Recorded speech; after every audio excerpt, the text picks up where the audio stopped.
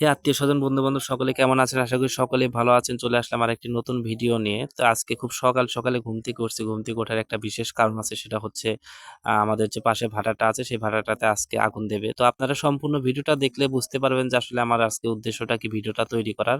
সকালে সূর্যটা হালকা দেখা যাচ্ছে এবং হালকা কুয়াশাও পড়েছে। আবহাওয়াটা খুব সুন্দর।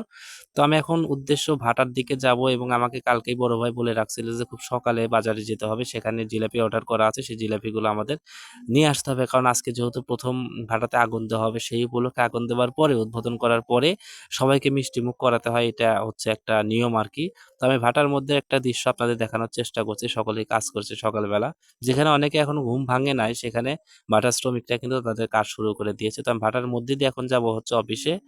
অফিস থেকে সেখানে একটা অটো রাখা আছে, সেই অটোতে করে আমরা সরাসরি বাজারে চলে যাব, যেখানে জিলাপিগুলো অর্ডার করা আছে সেখানে যাব, জিলাপিগুলো প্যাক করব এবং আবারও ফিরে আসবো সেই অফিসে, এবং তারপরে আপনাদেরকে দেখাবো যে কিভাবে ভাটাতে আগুন দিতে হয়। আপনারা অনেকেই হয়তো জানেন না বা দেখেননি কিভাবে ভাটাতে আগুন দিতে হয়। তো আমরা অটোতে করে রওনা দিলাম সেই কাঙ্ক্ষিত বাজারের দিকে। সেখানে যাব এবং আমাদের কাজ শেষ করে আমরা আবারও ফিরে আসব।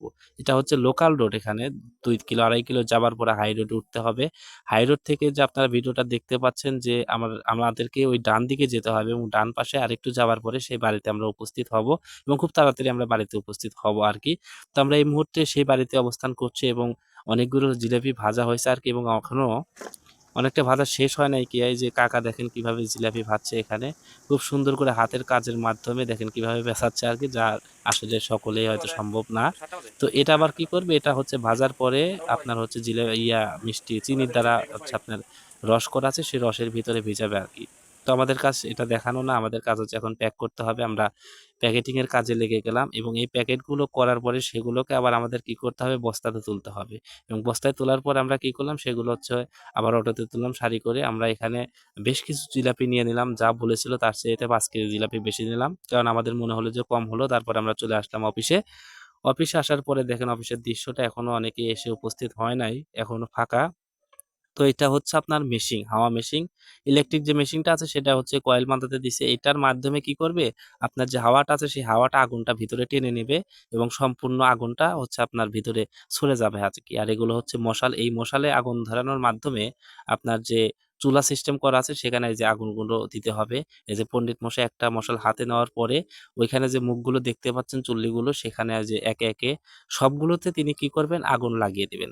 এবং আপনারা যে মেশিনটা দেখতে পাচ্ছেন, ওই মেশিনটার কাজ হচ্ছে ভিতরের যে বাইরের হাওয়াটা আছে সেই হাওয়াটা ভিতরে টেনে নেবে এবং সম্পূর্ণ জায়গাটাতে আপনার কি করবে, আগুনটা ছড়ে যাবে। তারপরে এখন যে দুটো মশাল যে ব্যক্তিটি নাড়াচাড়া করছেন আর কি, উনি হচ্ছে পোড়াই মিস্ত্রি আর কি।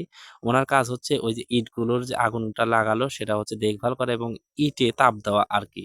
তার কাজটা অনেক গুরুত্বপূর্ণ কাজ এক্ষেত্রে। এখানে আমাদের কাজ শেষ, এখন যাব হচ্ছে আমরা মিষ্টি বিলানোর কাজে।